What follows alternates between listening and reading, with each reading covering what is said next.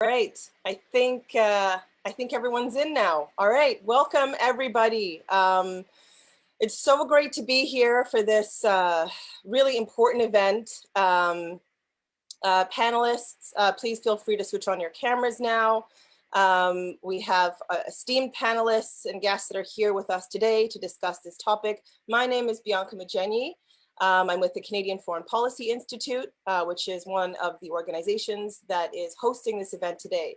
For my part, I'm speaking to you from Indigenous land, Montreal, Jojage, which is a place that the Kanien'kehá:ka Nation are recognized as being the traditional custodians of.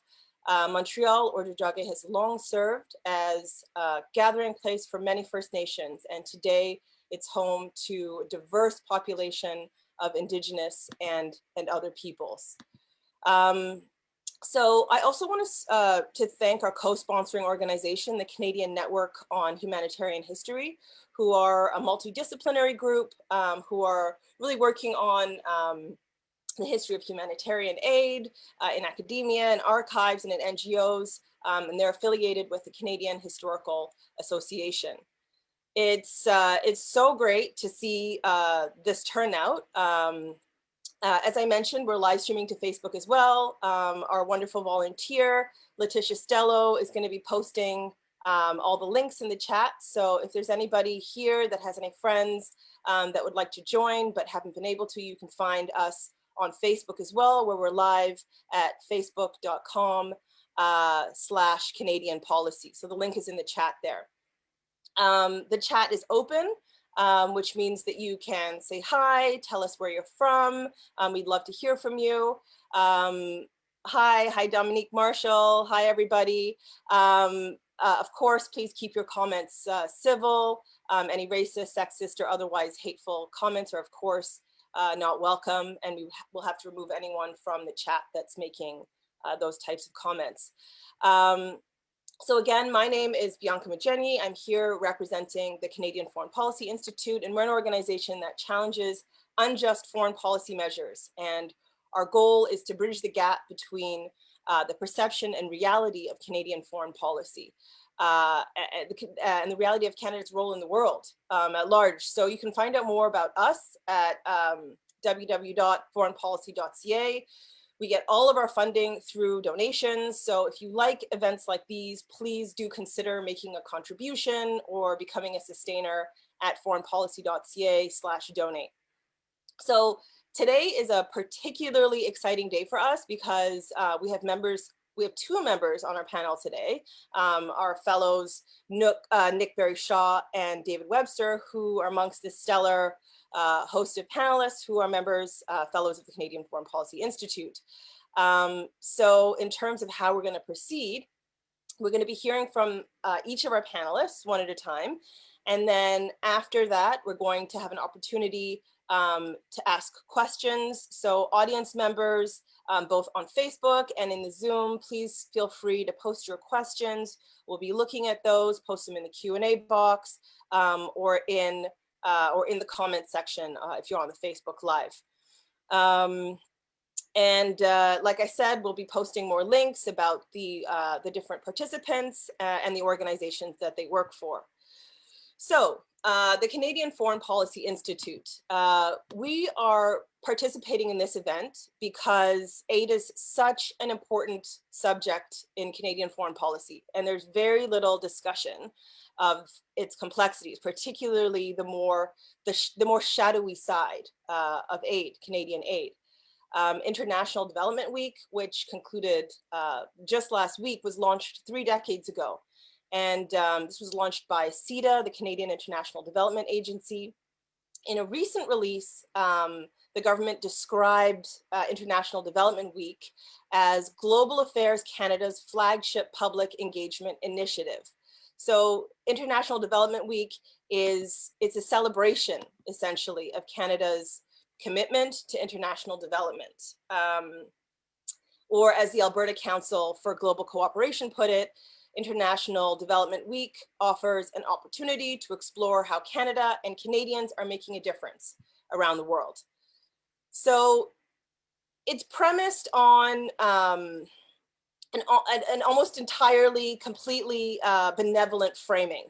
But what is Canadian aid? That's a little bit more of what we're going to discuss today. And if we go back to the beginning, the very beginning of Canadian aid, the initial aid to the Global South began with the 1950 Colombo Plan.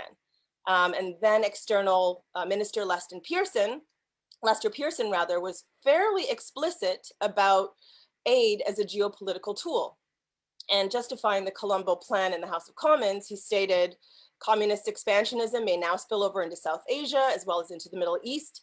It seemed to all of us at the Colombo Conference that if the tide of totalitarian expansionism should flow over this general area, the free world would have been driven off all but a relatively small bit of the great Eurasian landmass. We agreed at Colombo that the forces of totalitarian expansionism could not be stopped in South Asia and Southeast Asia by military force alone.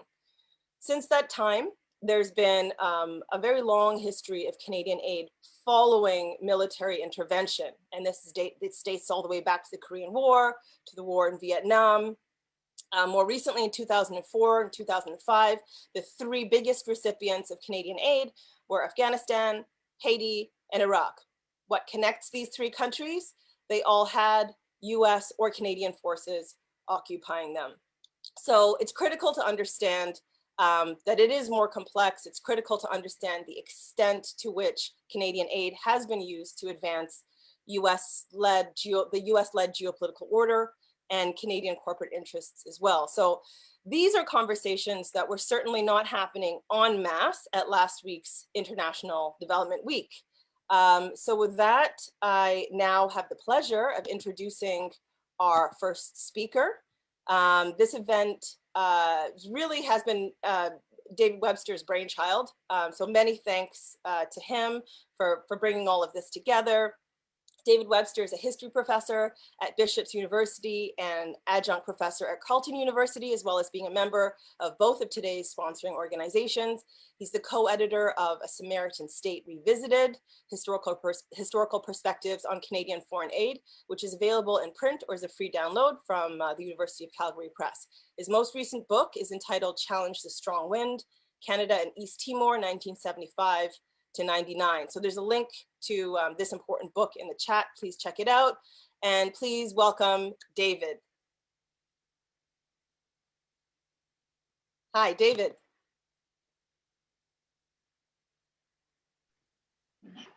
Thanks very much, Bianca. Yeah, so I think that the history is important, and we'll be talking about that. Canada entered the aid world, as Bianca said, in 1950, but not with a bang, but with a whimper. When it's proposed that Canada make a relatively modest contribution to India and Pakistan to support their economic development, the Prime Minister Louis Saint Laurent and the Finance Minister Douglas Abbott argued that it would be a waste of money. And they were in deploying age-old anti-Asian tropes. Abbott suggested that India and Pakistan would use the money to go to war with each other, and that aid money would be devoured by South Asian population growth in any case. The history is pretty crucial, and Jill Campbell-Miller is scheduled to speak about some of the historical aspects. So I'm going to leave that aside, because I want to talk more about the public participation side. It turned out that Canadians were actually really keen on the idea of aid. So the Department of Foreign Affairs files in Ottawa, they have a lot of letters from a lot of Canadians calling for Canada to double its aid or even more than that. And these come from churches, trade unions, individuals. I mean, they run the gamut of Canadian society. In one letter, the Australian foreign minister writes to his Canadian counterpart about how jealous he is of the high level of support in Canada for aid. And this is in the 1950s. Canadians have gone overseas to do development work far out of proportion to their numbers. So in many ways, it's supportive public opinion that may have turned Canada from one of the stingiest donors in the early years to one of the more generous. So Canada was behind the donor average until 1970 in terms of the percentage of the size of the Canadian economy devoted to aid. Then it tried very hard to reach the 0.7% of gross national income set by target set by the Commission of International Development, chaired by the former Canadian Prime Minister Lester Pearson, the percentage of aid doesn't ever get to 0.7. It peaked under Pierre Trudeau at a little over 0.5%. It hovered around that level when Brian Mulroney was the Prime Minister, and then it started to fall. And especially, it started to fall when Jean Chrétien was the Prime Minister and Paul Martin was the Foreign Minister. So by the end of the Chrétien years, Canada is no longer above average. The record has been getting steadily worse since then. The percentage of aid that Justin Trudeau's government gives is about half the level it was when his dad was Prime Minister. And it's not much more than a third of the level that Britain has managed under its shambolic current Conservative government. So what happened? And I think public opinion and participation has a lot to do with it. Canadian public opinion, probably more than government generosity, drove the levels up in the 50s, 60s, 70s, and into the 80s, which is the years of rallying around Ethiopian famine relief, which Nassisse Solomon's going to speak about in a few minutes. But Canadians involved in aid work start to get more and more critical of the nature of Canadian aid. So too many mega projects, too much aid tied to buying Canadian manufacturers and wheat, too much corruption, too many limousines carrying Canadian aid bureaucrats, too many cozy deals with dictators and human rights violators, too much targeting of aid to countries that Canada wanted to do business with. So I always use the example of Indonesia always, which Canada mostly ignored until the late 1960s, when a dictatorship seized power under General Suharto and started being pro-Western instead of neutral in global affairs and altered its development trajectory. Canada increased aid, brought Indonesia into the aid picture in 1970, first country of concentration outside of the Commonwealth and the former French Empire. Increases aid as Indonesia launches its genocidal invasion of East Timor in the 1970s. And by 1990, Indonesia is Canada's #2 aid recipient. A whole network of Canadian development education centers around this time is moving away from the Lester Pearson vision of rich countries and third world governments acting as, in the title of the Pearson Report, partners in development. A lot of Canadians who are actually working in solidarity in the global South see that too much aid involves tinkering. Not enough attention is going to promoting systemic change. Perhaps as a result, Brian Mulroney's government stopped funding the Development Education Centers network. Only one of them actually survives the cuts, and it's in Victoria, British Columbia. And April Ingham, who will speak later on, is now running a group that came out of that background as the last survivor of that network. Further cuts come under Jean Chrétien, again, with a great deal of targeting of critical groups that wanted more solidarity and change in the global economic system and didn't stress delivering neat, accountable aid packages wrapped up in ribbons and stamped with the Canadian flag. There's a few exceptions. And again, I use the Indonesia example because that's the one I know the best.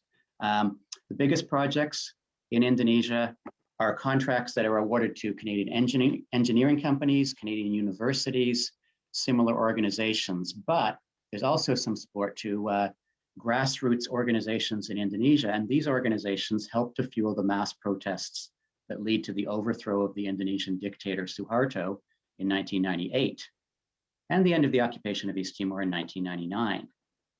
But they lost that support not long after. Why is that? The jury's out. And it's around the same time that some critical voices in Canada are also losing their funding. So what happened, in my view, is that the whole network of thinking about development in creative and critical ways with a funding basis to it is effectively gutted. And these trends have intensified with several of Stephen Harper's international development ministers gleefully declaring war on some of the more critical Canadian NGOs. What Ottawa wanted, it seems, was project management overseas and cheerleading for aid at home. Which brings me to International Development Week. Now, there's some very interesting conversations about the origins in the chat, which I think we should follow up on in the discussion period. But officially, as a government initiative, This is a project that aims to build support in public opinion for Canadian aid, certainly. But what it isn't is a space for talking about more effective forms of support for development that center people in the global South. So International Development Week, beginning officially as a government project, their sources say in 1991, when overall aid is starting to plummet. It replaced ongoing support for critical thinking about development and solidarity with, in effect, short-term project funding. It operates with what you can view as a stripped-down form of the calls for proposals that now dominate Canadian aid distribution. It keeps the NGOs that participate on a tighter leash, in effect, and is part of the overall tightening of control that has helped encourage NGOs to become implementing agencies for government policies, which is a topic that Nick Berry-Shaw, I'm suspecting, will focus on later on today. So I don't want to portray this as an attack on International Development Week, but I do want to suggest that International Development Week is a far cry from the type of dialogue about Canadian policy overseas that we need. So the Canadian Foreign Policy Institute call for a fundamental reassessment of Canadian foreign policy is also very relevant in the field of official development assistance. So for instance, we need a bit less talk about feminist international assistance policy and a bit more actual solidarity with women struggling for change. We need more solidarity that's driven by the expressed needs of Indigenous organizations in, for instance, Indonesia and occupied West Papua, which again, April can speak to this perhaps, or groups cataloging and preserving seeds and traditional knowledge of crops, even when that goes against official development models. And that, in short, is why I think we need the type of conversation we're having this evening. So I'm going to stop, and I look forward to hearing what others have to say. Thank you so much, David. Learned so much just in the past few minutes about, you know, the nitty-gritty of the historical components, and really appreciate your just your calls for, you know, a more feminist sort of foreign policy when it comes to aid, and of course increased citizen engagement. I now have the great pleasure of introducing our next speaker. Jill Campbell-Miller is the Social Sciences and Humanities Research Council postdoctoral fellow in the Department of History at Carleton University, and is also an adjunct professor of history at St. Mary's University. Jill's a coordinator with the Canadian Network on Humanitarian History. Welcome, Jill. Thank you.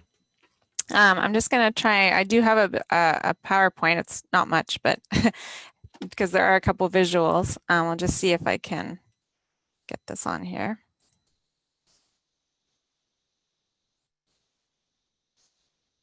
Okay, are we seeing that? Okay, thanks. Yeah. Okay, so good evening from Halifax. Thanks to everyone who came out virtually tonight. I've entitled my presentation, Why Does Aid History Matter? And I'm just including the hashtag because that's the hashtag that we use on Twitter when we're talking about these issues. So you can search that if you're interested. I'm going to largely be talking about a book that came out in 2019, edited by fellow panelist David Webster and the late Greg Donaghy. And it's called A Samaritan State Revisited, Historical Perspectives on Canadian Foreign Aid. And that's published by University of Calgary Press, and it's available open source. Its inspiration was derived from the 50th anniversary in 2016 of Keith Spicer's seminal book on Canadian foreign aid, A Samaritan State, ? I always have to add that in. And is a collection that surveys the history of aid from the small administration that launched the Colombo Plan in 1951 through to the 2000s. And it has a wide range of geographic focus and subject matter. But what makes the book a cohesive statement, as Webster and Donaghy state in the introduction, is that it enriches the story of Canadian aid while, quote, bringing Canada into global conversation with the history of development. So this brings me to the central question. Why does this history matter? Canadian foreign aid has always been a poor cousin to the larger foreign policy issues of the Canadian state, its relationship with the US and the UK, for example, matters of security or trade. And I believe there's two reasons as to why this history is worth exploring, and how A Samaritan State Revisited helps us think about its significance. The first is that elements of Canadian society, and that's whether it's government, media, or even popular culture, has often made international development, and that's whether generate from private sources or, as this book largely explores, official development assistance or ODA. We've often made it about ourselves as Canadians. And International Development Week, as much as David mentioned, it's an important thing. I've appreciated it since my days as an undergraduate student.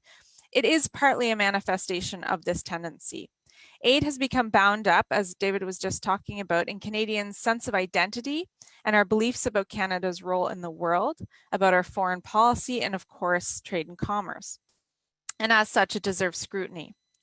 The second reason it matters is that, of course, aid affects the lives of vulnerable people. And this is true even if it affects many fewer people than we tend to believe it does. Aid may not have achieved what some of its early builders hope. In Webster's chapter about Hugh Keenlyside, a Canadian and the first Director General of the United Nations Technical Assistance Administration, or the TAA, one of the early important multilateral aid bodies formed in 1950, he writes that Keenlyside was, quote, trying to construct an interconnected world in development in which technical assistance would change lives and change the way the world was organized. In Donaghy's chapter on Nick Cavell, the early head of the aid administration in Canada, he describes Cavell as earnestly trying to engage with countries such as India through the Colombo Plan and desiring them to be, quote, free and prosperous.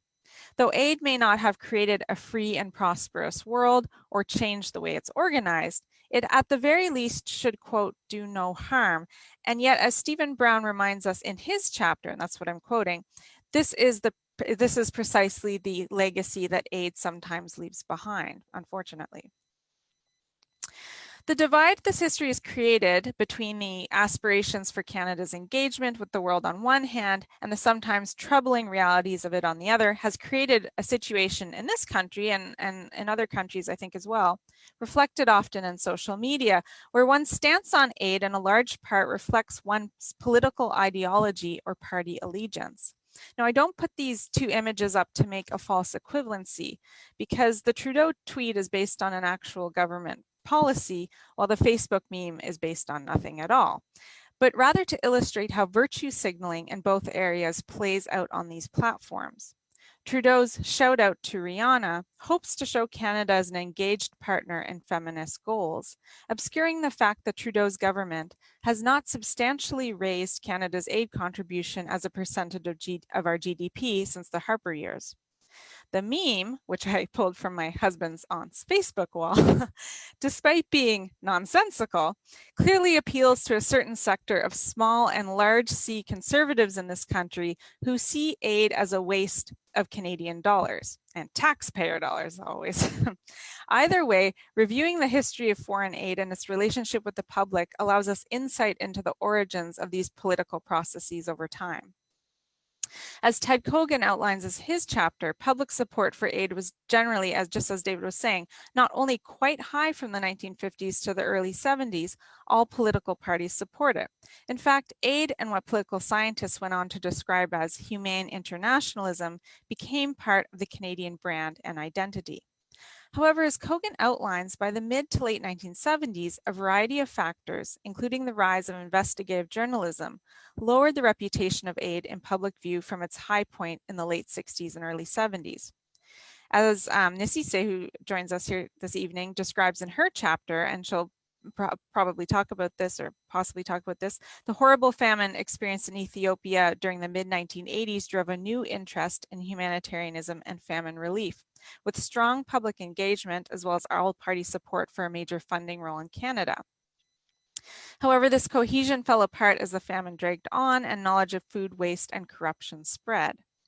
Solomon writes, Canadians prefer international problems to offer simple solutions, but problems such as famine are complex and do not meet the, quote, I'm going to quote you here, the, quote, immediate emotional satisfaction sought by the general donor population, which I think is a really nice way of putting that. These changes in public perception of aid have helped fuel the political divide that we see today.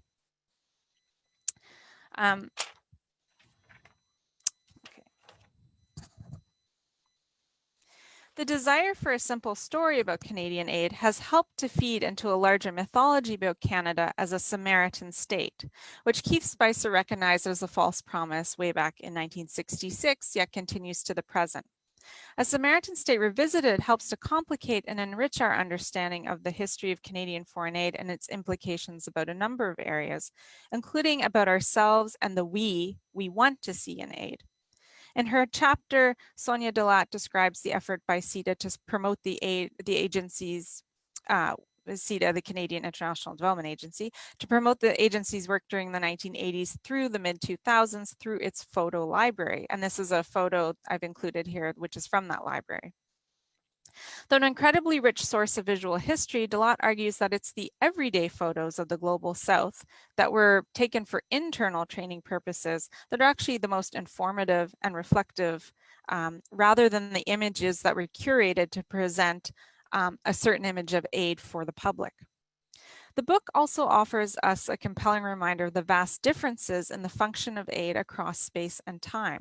This is important because a narrative about aid, both in foreign policy scholarship and in public discourse, as being simply helpful, flattens its history and deprives us of the diverse and interesting stories it actually offers. Geographically, there are major differences between how Canadian aid has functioned in different parts of the world. This is especially true in the 3 chapters on Latin America in the book, written by Stefano Tijerina, Asa McKercher, and Laura McDonald. They show that Canadian commerce and export promotion has been a dominant force in the history of Canadian aid in the region. And this is a very different story than the one described by Ryan Toohey about Pakistan, or my own chapter on India in the early years of the 1950s, with diplomacy in the Cold War, as Bianca alluded to in the beginning, taking center stage in the Canadian government's desire to engage in South Asia. And periodization matters a lot too. Political scientist David Black describes how a, quote, series of blows for the state of affairs for Canadian aid in Africa undermined CIDA's confidence in the 1990s and ultimately helped lead to its dismantling in 2013. And this is a far cry from the self-confident organization that Kevin Bruchette describes in his chapter about Louis Perenbam, the head of CIDA's non-governmental organizations program. A Malaysian immigrant of Indian descent, Perenbam was an influential figure in the organization that shepherded one of its most innovative areas with the NGOs program. Perenbam reminds us not only of the interesting stories to be found in this history, but also, despite the cynicism developed around the aid enterprise, there is still room for positive change to be made as a result of hard work and dedication of creative individuals. So I'm going to leave it there with just one final thought. As much as I've argued here that there's a lot of value in understanding the history of aid fully and in all its complexity, it is unlikely that this offers much of a challenge to the dominant narratives that I outlined at the beginning. The truth is those narratives are easier to understand and more compelling, even if they are less interesting. Regardless, it's important for collections such as the one I've outlined tonight to continue to explore this history.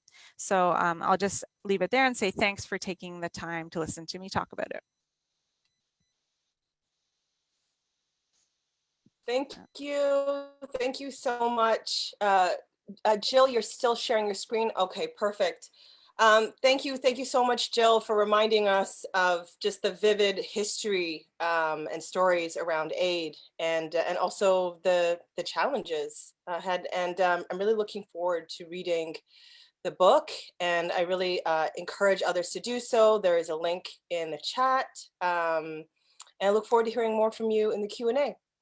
So our next speaker this evening is Nassisse Solomon. Nassisse is a PhD candidate in the Collaborative History and Migration and Ethnic Relations graduate program at Western University. Her doctoral thesis examines Canada-Africa, specifically Canada-Ethiopia relations through the 20th century. Nassisse has also held the role of project coordinator for the Interfaculty Global Health Systems MMASC program at Western for the past 4 years, where she teaches a course on cultural and ethical participatory engagements in Africa. Welcome, Nassisse.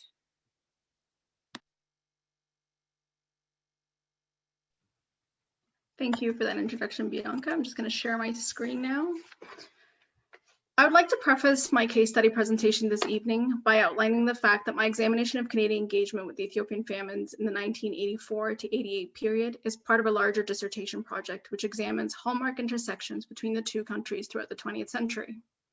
So within this paradigm, and much to what the previous speakers have already alluded to, questions regarding Canadian involvement in international development and aid have a longer trajectory and carry different meanings and implications.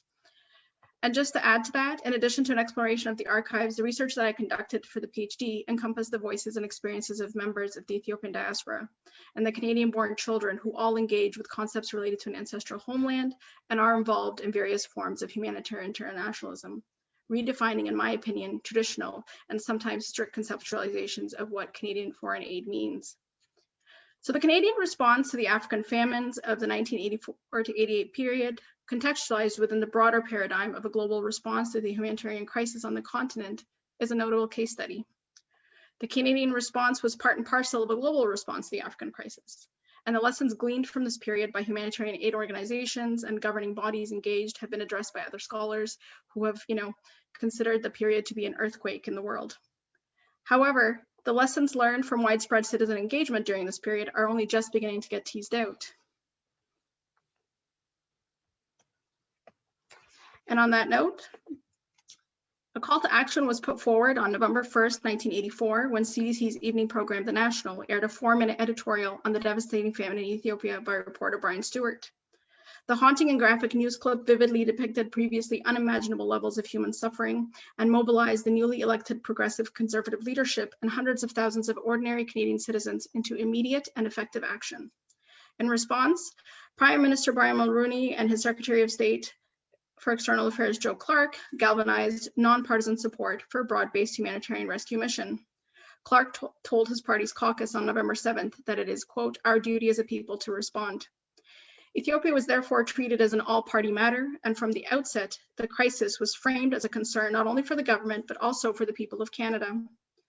Widespread engagement was the objective, and Clark called to members of parliament and citizens across the country to, quote, do whatever they could to stop starvation in Ethiopia. The first success of this period was that at the macro level, the Canadian government effectively led and facilitated the mass movement for famine relief on the African continent. Dedicated to taking immediate action, MPs contacted service clubs and local mayors for support. The city of Vancouver committed to raising $1 million and challenged other communities across the nation to do the same. The Kinsman Club of Kingston raised enough money to send a medical team to Ethiopia, as did the City of London. The twinning of Canadian communities with a number of Ethiopian villages was also a spirited and competitive phenomenon. Most of Canada's official development assistance was administered by CETA during this period. Instead, the Mulroney government appointed David MacDonald as its emergency coordinator for African famine. MacDonald was given the resources to develop a separate office to oversee all of the relief activities of the government, NGOs, and private citizens, effectively enabling Canadians to respond to the crisis in the most efficient way possible. MacDonald championed the cause and was entrusted to deliver results to both the Canadian government and the people. The second success was that public enthusiasm matched the government's commitment, yielding exemplary results. The moral imperative to help had broad-based appeal. Churches waged successful campaigns for bushels of bread, and their congregants demonstrated their faith in droves. Colleges and universities offered the government research capacities and expertise and support. Businesses donated food and medical supplies. Trucking companies donated trucks and drivers to transport the collected aid to shipping and airlift sites. Thousands of Canadians gave up their time, money, and expertise in the name of humanity. Canadian children and youth forewent eating lunches, coordinated spellatons, bake sales, and dances. Doctors and nurses donated their medical services, and rock musicians donated their time, talent, and fame, all culminating into acts of humanitarian internationalism. So effectively, the African famine was a clarion call for Canadians from coast to coast. The optimism and determination of this period was infectious and far-reaching. Featuring news stories like artisans donate work to aid famine victims and Canucks pledge $1.5 million, press headlines illustrated the public's engagement with the issue. The outpouring of support was described as magnificent. More than 500,000 Canadians donated about $35 million, or an average of $60 each, to help save 30 million Africans from starvation by May of 1986. More recent reports cite the total number at 150 million plus for the period. The scale of social mobilization was reflective of the cultural, political, and economic ethos of the period. So Canadians surveyed were more concerned about global problems of hunger and starvation than domestic economic problems. 1 in 5 Canadians cited world hunger and poverty as their second major issue of concern. Fueled by the British musician Bob Geldof's Band Aid movement and its American offshoot Live Aid, celebrity humanitarianism was an effective cultural aesthetic for rallying support. Canadian musical stars and celebrities dubbed together as Northern Lights were part of this global phenomenon. Canadians engaged with the Live Aid phenomenon spiritedly. A 21-hour telethon in July of 1985 yielded over $1.5 million. The hit single Tears Are Not Enough topped the charts for 1985 and raised about $3.2 million by 1990. As Tanya Muller notes, Band or Live Aid made special concern for the African cause a lifestyle choice, suggesting that transformation of existing inequalities could be achieved through individual donations combined with consumption. In an ongoing Cold War, Band Aid or Live Aid facilitated mass apolitical commitment to the alleviation of suffering globally. In the end, the actions of Canada and the world during this period did make a difference. The famine of 1984 did subside, and in 1986, Canada's UN ambassador, Stephen Lewis, did help negotiate a $112 billion UN recovery plan for Africa. Canada also launched a long-term commitment program, Africa 2000. So the immediate outcomes that were evident during the period were that the media provided the impetus for the government to act, and the Canadian government led and facilitated the mass movement for famine relief on the African continent. Crisis-oriented press coverage with graphic images affirmed the dire desperation of the situation in Ethiopia and validated the wide-held misconception that the disaster was a major news story. Starving children became the famine icon, signifying a moral clarity to the complex story of famine. Instead, as other critics have pointed out, this was actually a crisis of many dimensions. The underplayed reality was that the famine was a slow onset disaster. The UN Food and Agricultural Organization had been warning of impending food shortages for 2 years before to no avail. The crisis was also exacerbated by several culminating factors, including the deliberate inactions of a totalitarian Marxist regime reticent to showcase to the world its internal crises and protective civil wars. So as aid efforts poured into Ethiopia, so did the Ethiopian government's willingness to withhold relief as a political and war strategy from those who needed it the most. The regime also implemented controversial resettlement programs across the nation, creating discomfort amidst critics who did not wish to be complicit in any Orwellian measures, whether intended to prevent future famines or otherwise. So by December 1988, instead of writing checks of support, dissatisfied Canadians were writing letters of protest and petitions to members of their parliament. By that time, the bipartisan consensus on aid to Ethiopia fractured.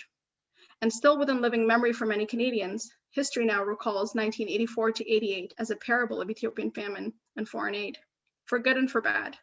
The epoch sealed the fate of Ethiopia in the minds of many as forever associated with hunger and death. Ethiopia has periodically made headlines in decades after this initiative. In 2016, the country was faced with one of the worst droughts in 50 years. An estimated 10.2 million people were in need of assistance, leading many to proclaim that, quote, history was repeating itself. However, there was no encore presentation of the Live or Band-Aid phenomenon. Instead, it is clear that the seeds for popular disenchantment were sowed in the 1984 to 88 period. So in this case, what are the implications of this latter period on Canadian engagement in foreign aid? First, over the course of 4 years, Canadians had united in a socio-political phenomenon later dubbed the Sterling model of Brian Mulroney. In recent years, foreign affairs critics have cited this period as exemplary. It was clear that political leadership and commitment set the path for the nation's response and the pulse of public engagement. Heightened public awareness and engagement also widened the space in Canada for a proliferation of discourses on the global duties and obligations of the state and citizens. And as Jill just recently pointed out in her presentation, was a reflection upon the Canadian ethos. September 4th, 1985 launched a series of cross-country public consultations entitled Forum Africa. More than 50 communities participated. Ultimately, Forum Africa underlined the federal government's willingness to leverage existing networks and resources to spearhead Canada-wide engagement on a foreign aid issue. So public consultation was sought after and incorporated into policymaking. And therefore leads to questions to how can this be continued? As my research indicates, and as I look toward further explorations of this topic, one thing becomes clear.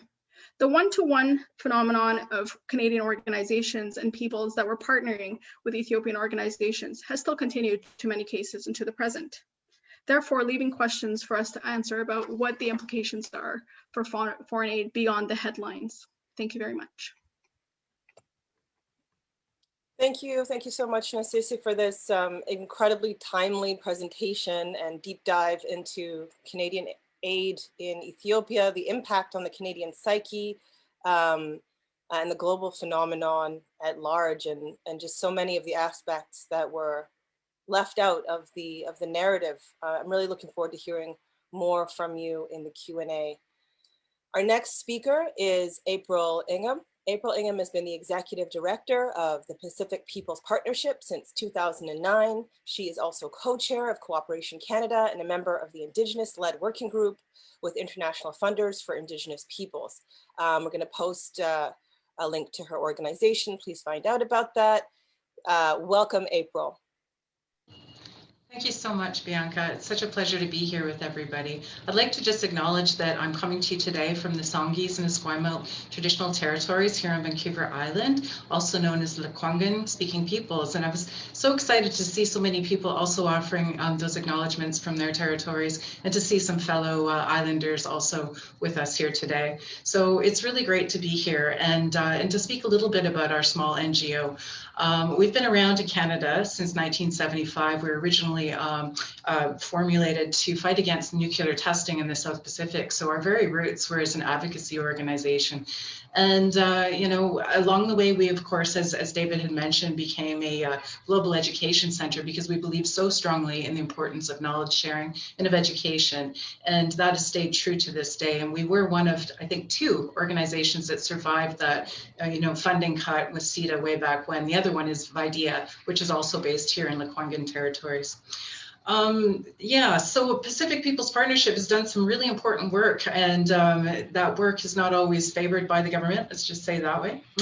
Our organization works in partnership with Indigenous peoples here in Canada, as well as with partners overseas in countries throughout the South Pacific. So we've had a huge amount of different projects over the years, including Indigenous internships, which were funded by, I think, the Department of Global Affairs at the time, or DFATE. And so we did that for 7 years, helping to build those relationships north-south, which are really central to the work that we do. But we've also had a number of other projects, for instance, you know, seed sharing, traditional medicine networks. We've been working with women environmental and women empowerment through to this day. So, so we've done some pretty incredible work, and, you know, for a small organization like ours over our many years, in particular, the work that we've done in partnership in Indonesia and East Timor, as well as David was mentioning, in West Papua.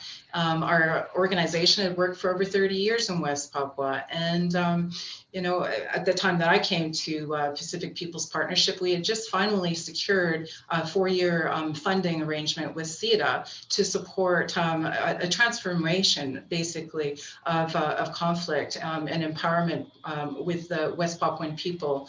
And so that work was really important, and it set a huge foundation, because before that, we had been working strictly on advocacy, but now we were fortunate to be on the ground in the country, working side by side with our partners, and it was hugely successful. And we were working with CETA to take it to that next level, where we would be bringing more substantive funding for longer periods of time. And then, of course, there was the, you know, the rearrangement, or whatever you want to call that, that happened when CETA disappeared into GAC.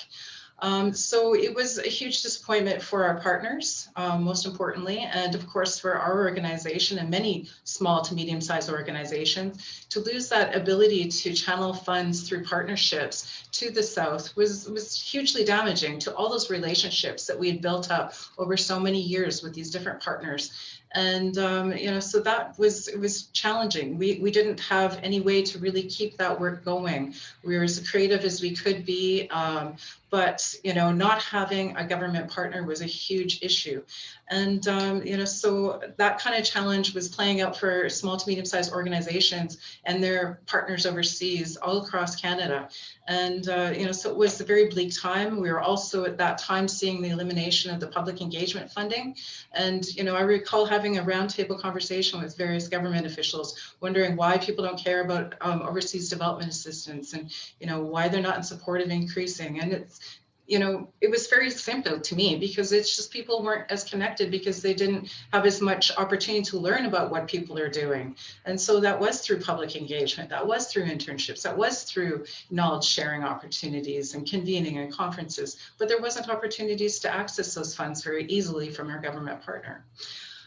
So there's a lot of reflections that I have on this, but one of the big things that, I think about is, the South Pacific is a vast region. We're a very small organization, 2 to 3 staff usually at any given time. And it's a vast area with lots of complex challenges: food security, water security, climate change, cyclones, power imbalances, land grabs. I mean, we could go on and on. And so it's a huge amount of things to just really kind of consider. And not having a government partner working with us consistently has been a real challenge. For instance, when I was looking why we aren't funding, why is Canadian funds not funding anything in the South Pacific yet? We're, looking at climate change, and we're contributing to climate change up here in North America.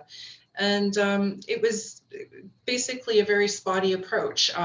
It wasn't consistent what was happening with CETA, or Global Affairs at the time. And that spotty approach, however, the only time it seemed to ramp up to anything significant was during the times when they were seeking UN votes. And so around the time that they were going after the UN votes in the 80s, they scaled up to $10 million that they brought, and we partnered a little bit in that program. And it was for like education programs, as well as research and oceans and so forth. And while we applaud that, it's not consistent. It was gone. It disappeared almost as quickly as it came. And the record from that point forward was very spotty. So it was a true reward and a real accomplishment to get that funding into West Papua to deal with human rights abuses and so forth. And since that time, that same point of leverage, like a small organization like ours, and can we help secure votes, has come into being again. I think it was roughly 5 years ago that our organization was once again discovered and approached about helping to distribute funding throughout the South Pacific potentially. And that was, of course, something we jump all over, because we want to see those funds go into the South Pacific. However, we jumped through a lot of hoops to try to make that happen. And at the end of the day, it just went through the bilateral and multilateral channels. So we were completely cut out, and our work, felt really disregarded. So we just do what we always do, and we pull up our bootstraps, and we just keep searching for other ways to deliver these funds in partnership with our partners overseas. So it's certainly not very easy. I guess another criticism or thought that I have is, like, when the alignment with aid and trade happened, there was a lot of uneasiness for our organization in particular, because so many of the areas that were affected in the South Pacific were affected by our trade policies in one way or another. So for instance, when I talk about West Papua and not being able to continue that project further, roughly that same time we were exiting, they were, bringing Canadian delegations, all costs paid, to go and tour mining, operations. And so those mines are what were causing some of the problems in some of these areas. So it's just a total disconnect and very frustrating. So I guess in one way it allows us to be more autonomous and to have a voice. And so that's what we've kind of utilized. But we do truly work in partnership, and we would like to be partners in a bigger way with our aid and development overseas. But I think we need to do some realignment or reconcile those commitments to human rights and to UN TRIP, and not combine aid and trade. That to me just wasn't the right approach, especially when we're looking at extractive industries and also our effects on climate change. But also we need to stay engaged in the long run. We need to build relationships, not just show up when we need something. There's plenty of really amazing projects that could come out of sustained relationships. And that's what's, really kept our organization going for 45 years, is those relationships. And I do agree, we do need to celebrate, but weeks like International Development Week. but let's show those stories of people from coast to coast to coast and how they're engaging internationally. Let's be proud of that work again. And but I think really though, we must increase our overseas development assistance. We need to increase what we're contributing, and so that's pretty much my comments for now, but I really hope to learn more from everybody in this conversation.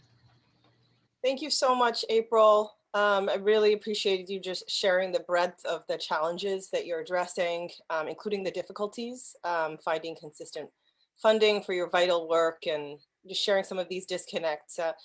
We posted a link to the Pacific Peoples Partnership in the chat. I'd love for our audience to find out more and support the work that you are doing.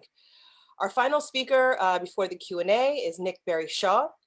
Nick Berry-Shaw is a writer, community organizer, and longtime Haiti solidarity activist.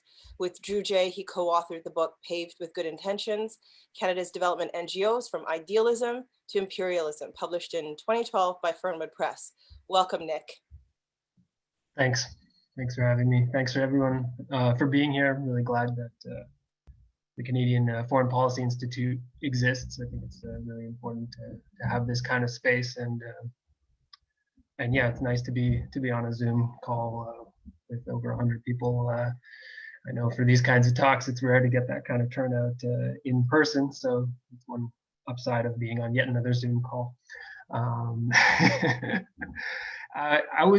I was trying, I feel bad. Everyone gave such good presentations and they were very well prepared, and I'm sort of winging it. But I did prepare a bit. I did read the kind of a couple bits of the book that David Webster edited and that Jill Campbell presented. And I came across this quote from Spicer Keith Spicer. We've all been talking about him. And so I just want to kind of read it because I thought I've seen it quoted many times, and I think it's good. And he's talking about his assessment of the aid program in its early years. So he wrote this book covering from the early years of the aid program, and he's kind of explaining what's driving the aid system. He says, philanthropy is plainly no more than a fickle and confused policy stimulant derived from the personal conscience. It is not an objective of government. Love for mankind is a virtue of the human heart, an emotion that can stir only individuals, never bureaucracies or institutions. And so that is Spicer doing his thing, being a kind of cold, level-headed realist, and saying that when you're looking at the aid system, it's being run by geopolitical and economic motives, and that all this kind of humanitarian wrapping around it is very much secondary to the actual decisions and policies that get implemented. And I think the attraction of development NGOs has always been and continues to be that they present themselves as standing, if not in, outside of this system. And so being kind of an alternative to the dominant development institutions of the donors of CEDA. Well, CEDA doesn't exist in Canada, of the donor nations like Canada, the US, and the EU. And really representing a form or an approach to development that is more grassroots, that is more participatory, that is more in touch with the needs of local people, and is not kind of marred by the all the kind of ills that David was talking briefly about, of these monstrous modernist projects designed by bureaucrats that often end up hurting the people they're supposed to be helping. So that's sort of the aura of NGOs, and it seems to be the what most people retain about NGOs too. There's been some polling done on Canadian perceptions of NGOs, and they have an extremely favorable opinion. I think 80 to 90% of the population thinks they're doing broadly good things, and if not really great things all the time. I came to become interested in NGOs as a Haiti solidarity activist. Haiti is known as the Republic of NGOs. So if you go to Haiti and if you're trying to understand politics and what's happening in Haiti, you can't really not inform yourself about NGOs. They're just everywhere. You know, they're just such an omnipresent feature of life in Haiti that you are confronted with it. And so I would say that there's another way of looking at NGOs, and it comes from people like Arundhati Roy, who described them as, she said, they're what botanists would call an indicator species. The greater the devastation of neoliberalism, the greater the outbreak of NGOs. And that is really quite an accurate statement. You know, you look around the world, the wealthier countries in the global south are not places where NGOs are playing an outsized role in the social and political life of the country. The countries that are lower down on the international division of labor, lower income, are the ones who are going to be overwhelmingly swamped with NGOs, as is the case in Haiti. And really understanding NGOs as not separate from the aid system, but an integral part of it, is really important. And one of the basic things that we kind of realized when doing Haiti solidarity activism is we were confronted with a lot of Canadian NGOs who had supported coup d'etat against a democratically elected government. And we started looking into the funding of these organizations, and we found that they were getting a lot of funding from the government, you know. And when I was researching the book that Bianca mentioned, Paved with Good Intentions with Drew, we looked at the funding for all of, you know, some of the biggest NGOs in Canada, and the average level of funding was 60% of their budget comes from CEDA, or from the Canadian government. 60%. So that's a huge share. It's a huge share for any organization to be getting 60% of their budget from the government. And the consequences of that, you know, are really quite important. It means that NGOs are not actually that non-governmental. You know, they've been over the years integrated into the aid system, and they've become, in many cases, you know, more or less secure extensions of the power of the donor countries in the third world, in the global south. And there was a moment when this happened. When, you know, Arundhati Roy talks about them being an indicator species of neoliberalism, right?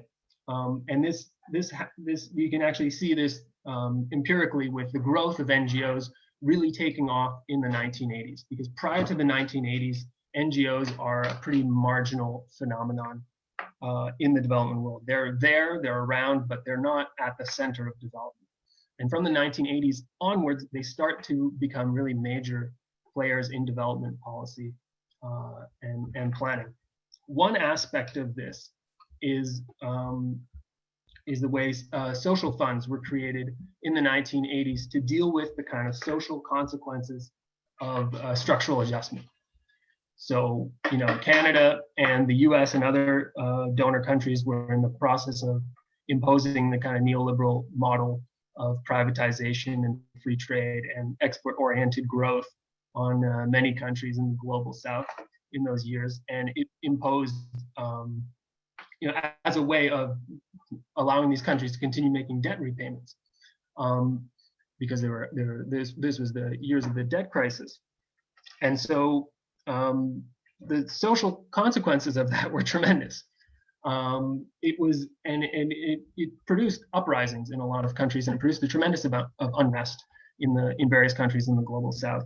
And there was a great concern that, you know, the reformers who were implementing these neoliberal policies would be kicked out of office, would be overthrown, and they needed to do something to stabilize these regimes. And that's where NGOs came in. Social funds were used to fund a lot of NGOs in these countries. And the World Bank started partnering more directly with NGOs, and, you know, was kind of coming to the conclusion that NGOs could really serve to tamp down the kind of social discontent that these policies were producing.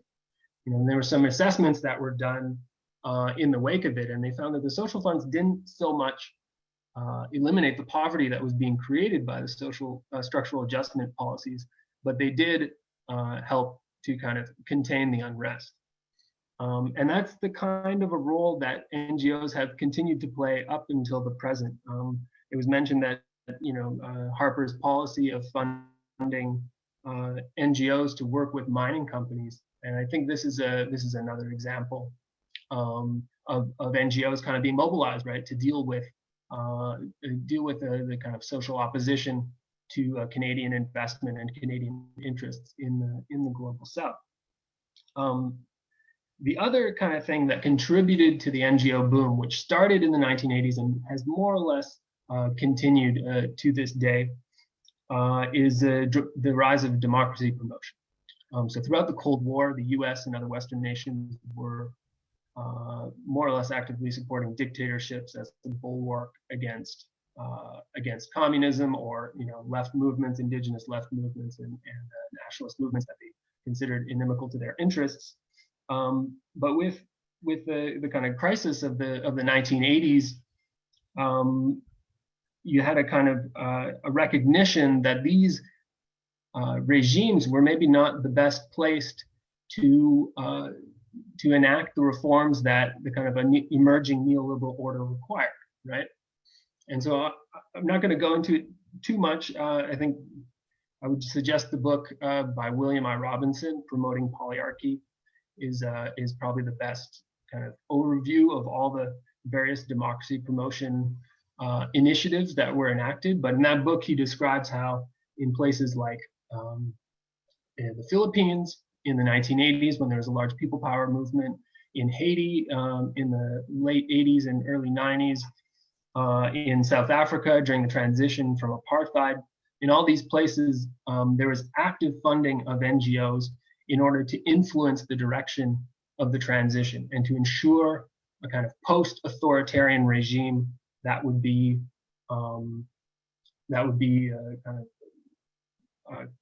willing to play the neoliberal game and would not kind of disturb the neoliberal world order.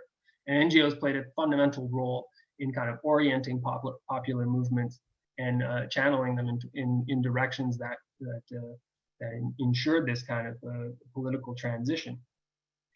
And for my part, as a Haiti Solidarity activist, we saw a kind of later form of this democracy promotion funding in action in the years leading up to the coup in Haiti in 2004. The Canadian government was putting a tremendous amount of money into civil society groups and human rights groups, which were organizing, with the opponents of the democratically elected government and raising often spurious, human rights accusations against the government and its supporters. And they really contributed to the instability that created a pretext for Canada's intervention, along with the US and France in February 2004, which led to the kidnapping of Jean-Bertrand Aristide and the overthrow of the elected government. And so these same NGOs that had been receiving democracy promotion funding, which actually served to undo Haiti's democracy in the post-Aristide period after the coup d'etat, were then completely silent on the far more serious and far more real human rights abuses that were happening under the interim government that was appointed with the help of Canada. And even the interim government itself was composed of often largely figures from Haiti's NGO world. So people who had received democracy promotion funding in the lead up to the coup then moved into various ministries and occupying spaces within this kind of this regime that was repressing the popular movement during two really dark years of Haiti's history from 2004 to 2006. So that, I think, that's the kind of the dark side of Haiti, of aid and NGOs in particular, democracy promotion funding. It's something that is continuing today. There is democracy promotion kind of funding being given to NGOs in places like Ukraine. You think of the colored revolutions that were funded by Canada and the EU and other donors there, and also more recently in Venezuela, where the opposition has also often been funded through kind of civil society groups. So, you know, that I think is the alternative understanding of NGOs. I don't know if I've gone over my time, but I did want to kind of go back to Spicer and just kind of mention very quickly the history of CUSO, which we discuss a bit in the book, because Keith Spicer also, not only was he kind of an analyst of Canadian foreign policy, he was also helped to found one of the sort of pioneering NGOs in the 1960s. He founded a group called COV, which was called, I think, Canadian Overseas Volunteers, and they merged with another group to form CUSO, Canadian University Service Overseas, in the 1960s. And this group was, you know, at first it was pretty standard kind of group. They were recruiting university students to go teach in schools in Nigeria, in India, and things like that, and doing these kind of volunteer sending projects that you can easily imagine. But pretty quickly, the young people who were involved in CUSO in the late 1960s and especially early 70s became very radicalized, and there was a whole influx of people who were influenced by Marxism, who were influenced by the kind of student movements in '68, and who were influenced by, in some cases, liberation theology coming out of Latin America, and dependency theory, and developing all these very radical ideas about development and developing a critique of Canada's role in the world as well, and a critique of Canada's aid to the third world as well. And they started causing trouble, you know. They started going to international conferences discussing hunger in the third world and denouncing Canadian agribusiness interests at the conference. They did things like they helped organize a tour of Isabel Allende, Isabel Allende?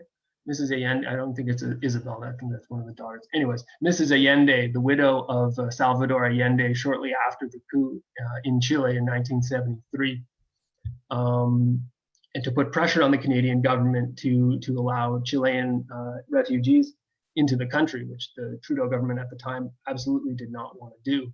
And they were successful in that regard, and that's one of the reasons why there are so many Chilean exiles here, living here in Canada since that time. It was because of that kind of successful effort. David mentioned also the development education centers, which were eventually defunded. They played a very important role in this process too. And so there was like a small kind of subset, you know, I don't want to, you know, most NGOs stayed very much within the orbit of what the government wanted them to do, but there was a small subset that kind of went rogue. And what happened to them was very instructive, you know, because CUSO increasingly started getting criticized in the media and started getting more and more pushback from CETA for what it was doing. And after a kind of internal conflict in 1978, CETA basically pounced and shut off all funding to CUSO. They lost 90% of their funding overnight, and CETA dictated a complete overhaul of the organization. So, you know, one of the reasons that CUSO had gone in such a radical direction was because they had very democratic structures for a time. And so the overhaul in the 1980s that was dictated by CETA completely disempowered these democratic decision-making structures and re-centralized power in the hands of a kind of executive.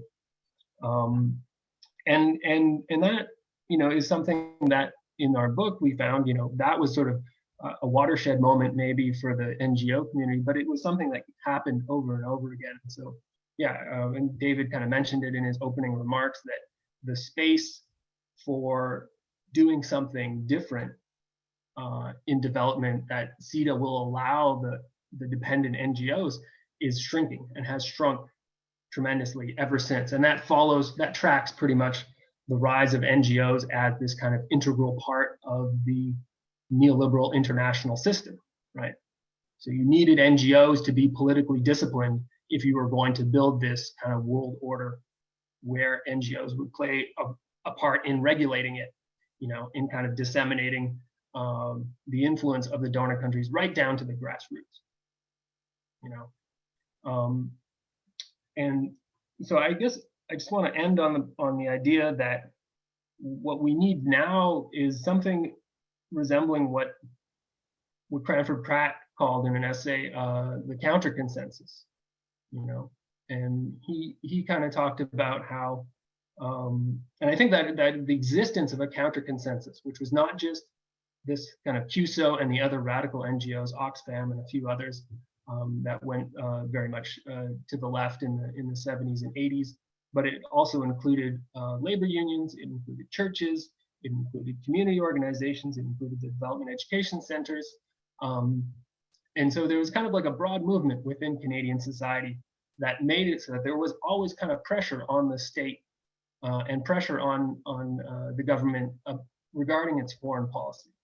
And it meant that if you look at the foreign policy of like the Mulroney government, for instance, it actually wasn't that bad in some regards, because there was still this kind of rather active counter consensus. I mean, it wasn't revolutionary or anything, but you would think, given the neoliberal character of the Mulroney government, that they would have been quite horrible internationally, and they weren't in many cases. And I think that spoke to the fact that there was this kind of broad political coalition that was able to pressure the government on foreign policy. And I think we've lost that. And I think part of that has been the result of this kind of crackdown on NGOs and the limiting of the political space that they're given. And I think we need to find ways to rebuild it. And I think there are organizations out there that are doing this work. I think the Canadian Foreign Policy Institute is an integral part of it. I'm really happy that it exists and that we can have these kind of conversations. And we need to find ways to federate those efforts and to extend them and to reach out back, find ways of working with the unions and people who are trying to make the unions more radical, and working with immigrant groups and diaspora groups and so on, to face the really international crises that we're living in right now. We're all locked inside because of this bloody pandemic, because we're in the process of completely destroying the environment, and that's only going to get more and more intense. And I think we're going to be fighting this battle for the rest of our lives. And I would end on the note that internationalism is too important to be left to the NGOs. That's it. Thank you. Thank you so much, Nick. Thanks for offering such a little discussed angle on Canadian NGOs and their role in the what you call ecosystem. I found that very interesting, and particularly the problems of Canadian aid in Haiti specifically. So we've posted a link to Nick's groundbreaking book, Paved with Good Intentions. I highly recommend that people check that out. And also, if you want to find out more about Canada's role in Haiti specifically, we actually have an upcoming free film screening of Hélène Bruyère's film, Haiti Betrayed, and a panel discussion at the end of this month, Black History Month, on February 28th. So I invite you all to check that out. So thank you, Nick. We're now moving on to the Q&A portion of this evening. We actually have a lot of questions and not a whole lot of time left, but we'll try and get through as many as we can in the next 15 or so minutes. So the first question here, and this is for anyone who wants to take it on the panel, please do so. The question is from Rahul Balasundaram. It seems like Canada's global engagement is very incoherent. For example, Canada gives aid as a band-aid solution for its wrongdoings, e.g. abuses by Canadian mining companies selling arms that fuel the Yemen crisis, etc. Where do you begin to move away from this take and give approach to shift Canadian aid and foreign policy?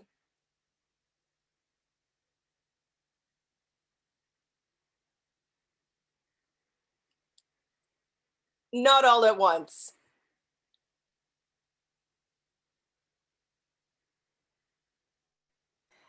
Well, one problem with having a historian is any thoughts I can offer on the present day are only really my opinion. And, I'm not a political scientist. But one thing that often is pointed to is, and April spoke about this idea of incoherence because of that the aid budgets are focused around the winds of change of successive governments, and or focused around a UN lobbying effort to get on the Security Council or what have you. And as a result, the budgets ebb and flow. They get put around one policy or another. I think having a separate agency, even though CEDA did fall victim to this, I still believe having a separate agency perhaps insulated the age budgets to some extent from those ebbs and flows.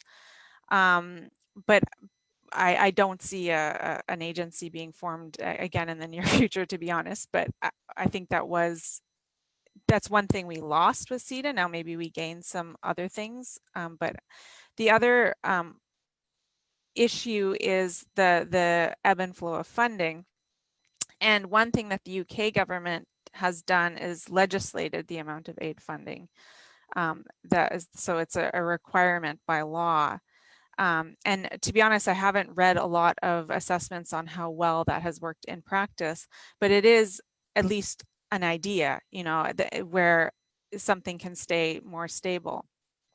I really, it is very frustrating because it's something that's been identified for decades. Decades, people have been saying, the aid budget, one government wants to do this, the next government wants to do that, so we lose this, and it's extremely frustrating. And it would be really nice if governments would think about aid not as a reflection of their own partisan or what they want to communicate to the Canadian public, and rather thought about it as what it's supposed to be for, which is development.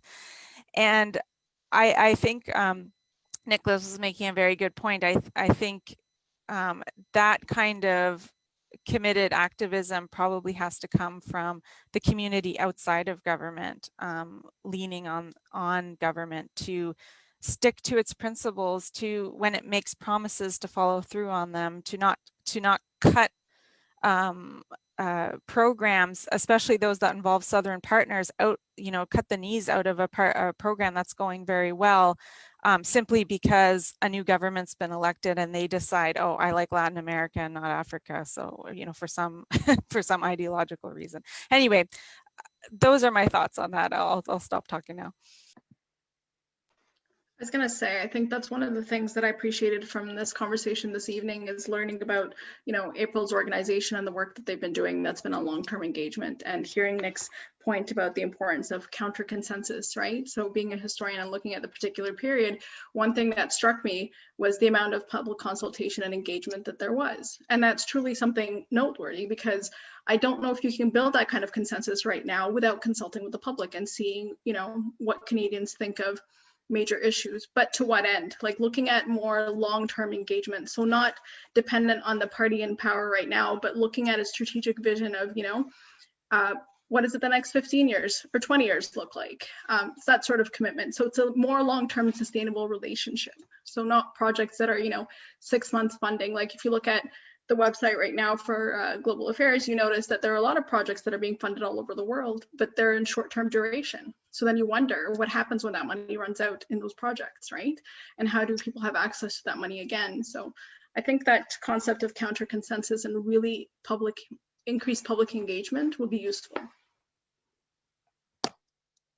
So the next two questions that we have are pretty Haiti focused, so I'm going to direct them at Nick, but also if anyone else wants to answer them, please do go ahead.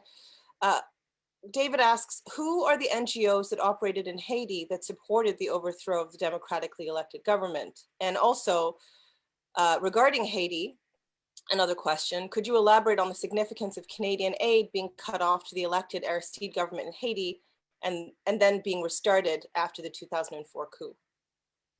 Yeah. Regarding the groups that were involved, it was really almost all of the NGOs, and that was really why.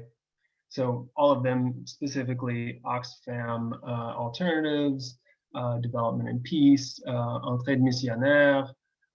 There was a coalition of groups called the Concertation pour Haïti, which regrouped most of the NGOs working in Haiti. Most of them were based in Quebec, and they played a really negative role also even in the anti-war movement. I talk a bit about this in the book. In 2005, there was a resolution that was brought before the anti-war coalition here in Montreal, Échec à la guerre, and it was a I remember at the time we were disappointed with it because we wanted something stronger, but rereading it like years later, I was like, oh, this is actually a really good resolution. We were just kind of, had our sights set on everything.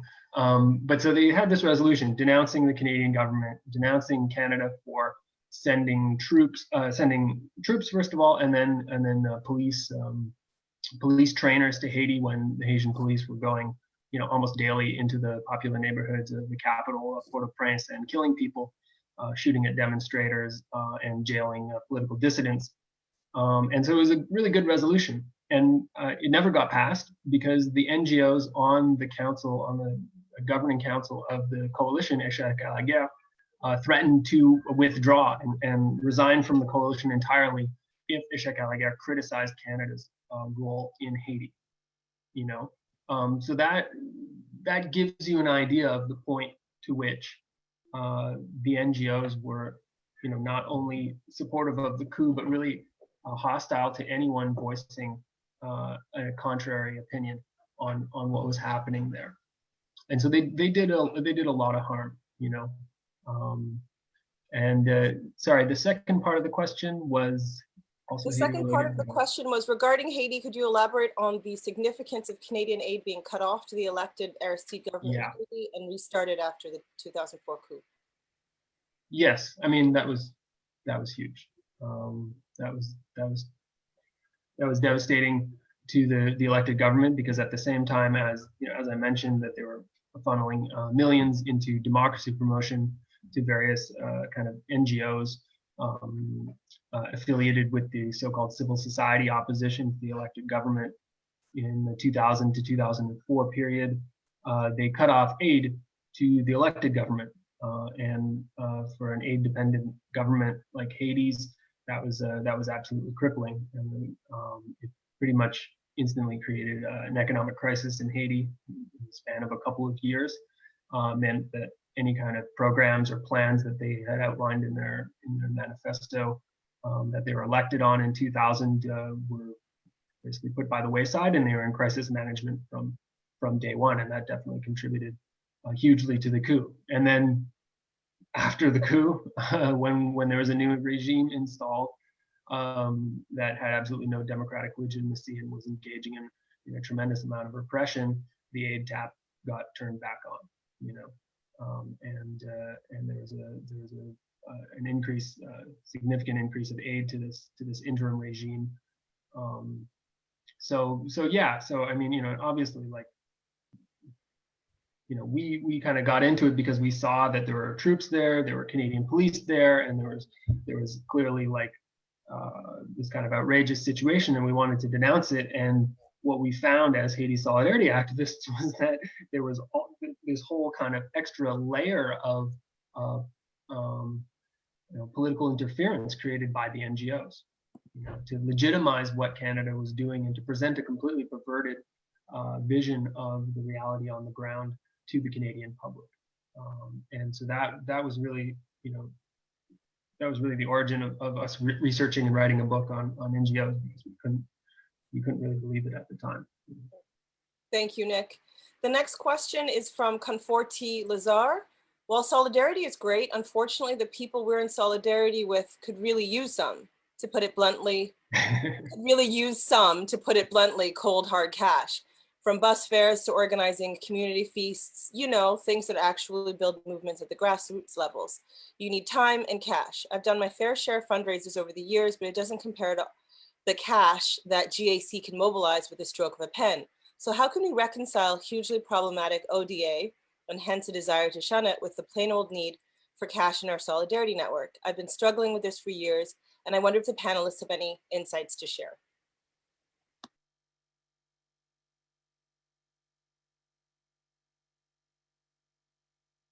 Go ahead, April. I just quickly say that, you know, when I've talked about the South Pacific and how vast it is and all the different organizations we're working with, you know, it's sometimes very intimidating to sit here, you know, in the north and think about, you know, for instance, in Fiji, they were recently hit by 2 cyclones and a flooding incident in the last like 3 months.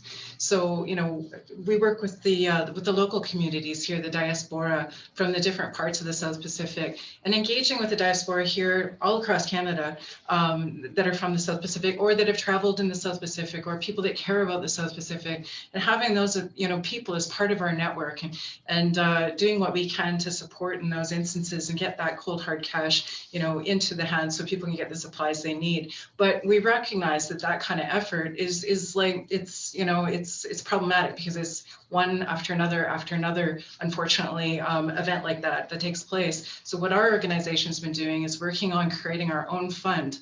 And it's called the Pacific Resilience Fund. And it's designed to be Pacific Island led, equitably distributed throughout the South Pacific. And so we've been piloting this over the last 6 months. And it's pretty exciting because we're helping, you know, bring mobile crisis clinics into outer islands in Tonga. We're helping to invest in remediation and training of young offenders in Samoa.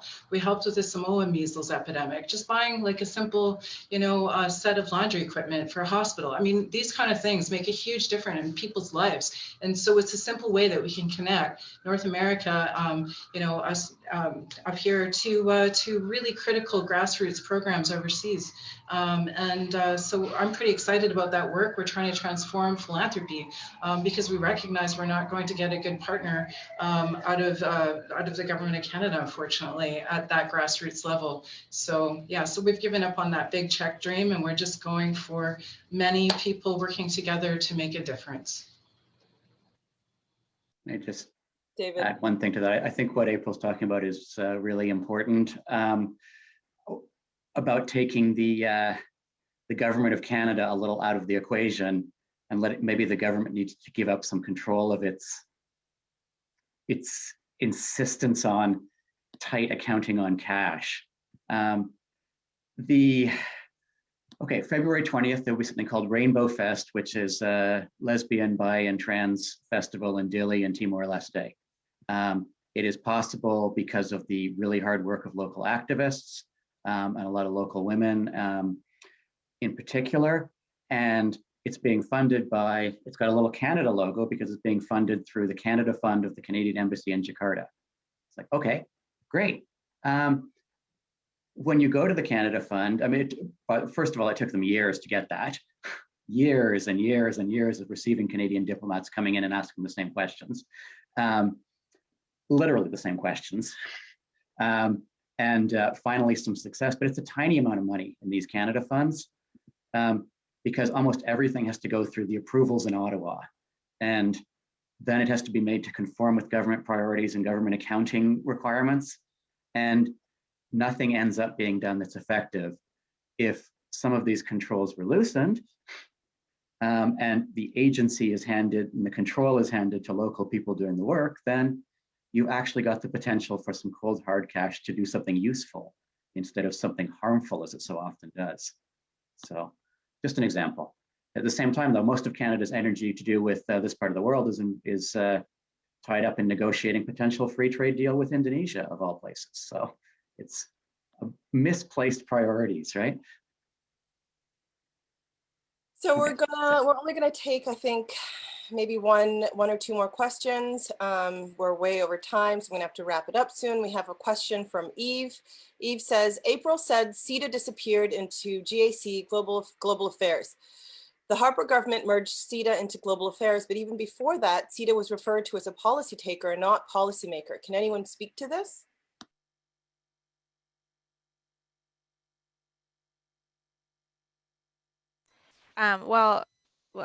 Going back to the book, if the question asker would like to read, David Black has a chapter very much on the, as I said, the series of blows that CETA experienced in the 90s, a lot of it stemming from its Africa policies.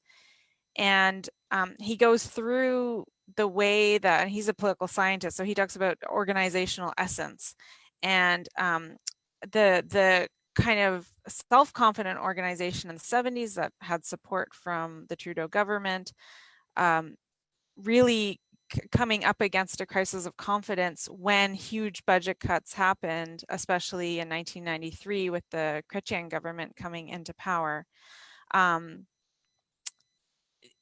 They had a kind of plan developed in the 80s that was going to look at more long-term planning, and it was dependent on an expansion of their aid budget. And then 93 happened, and it all fell apart. The plans fell apart, and then we get into issues like, you know, the Somali affair, things that really put into question CEDA's role, and what exactly were they doing.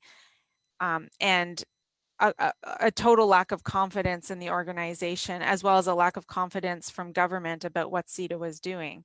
And this kind of triggered a long decline within the organization. Now, perhaps there are people, former CEDA officials that are watching this that think I have this wrong, but this is Black's summary in the book. And that's part of the reason why, and especially stemming from those 93 budget cuts, why CEDA went from being a leader into kind of flailing a little bit in the 2000s, from my understanding. Thank you, Jill. So the last question we have is, ODA has gone more and more to the big NGOs to direct government to government and to multilateral organizations at the expense of small CSO and solidarity groups. Can this be turned around so Canadian civil society is once again a key player? Does anyone want to briefly answer that one?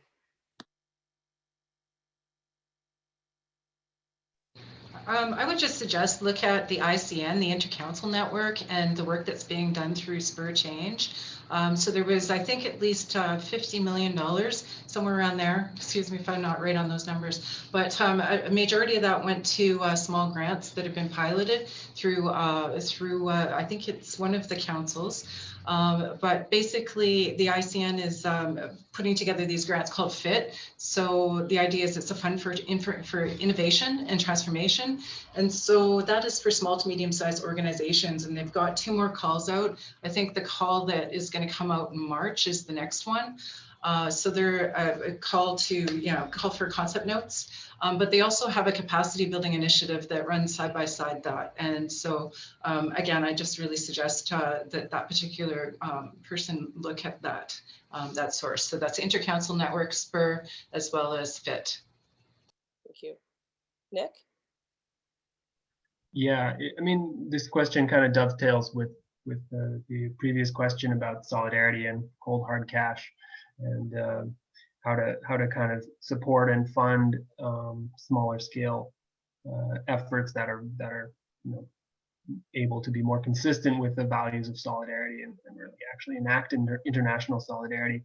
And I would say that, I mean, 2 things. One is that I did a master's in history, and I was studying the kind of Chile solidarity movement in the 1970s as kind of an example of where this kind of there was a solidarity movement that actually had a tremendous amount of political force. And the reason it did was because it was rooted in larger domestic movements. In Quebec, in particular, it was not the NGOs that were running the show.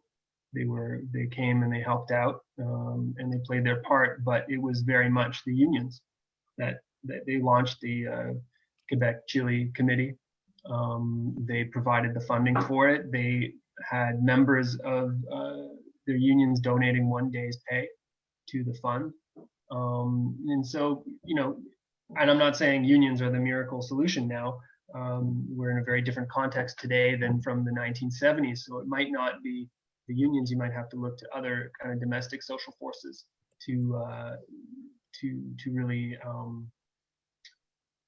really find those kind of centers of political opposition, and wherever kind of the social movement is the most vital domestically, that's often where you're going to find the most openness and willingness to engage in internationalism.